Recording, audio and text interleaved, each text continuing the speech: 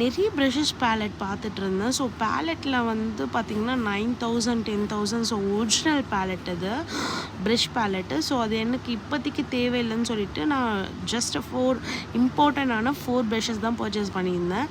Foundation, loose powder, eyelashes, lipstick. So இது எல்லாமே 4 மட்டும் தான் பர்ச்சேஸ் பண்ணியிருந்தேன். ரேட் பார்த்திங்கன்னா உங்களுக்கே பவுட்ரு பார்த்தீங்கன்னா 810 அண்ட் நார்மல் பார்த்தீங்கன்னா ஃபவுண்டேஷன் வந்து 700 வருது. அதுக்கப்புறம் ப்ரெஷ்ஷஸ்து லிப்ஸ்டிக் வந்து ஹெவியாக வந்ததுங்க 900 கிட்ட.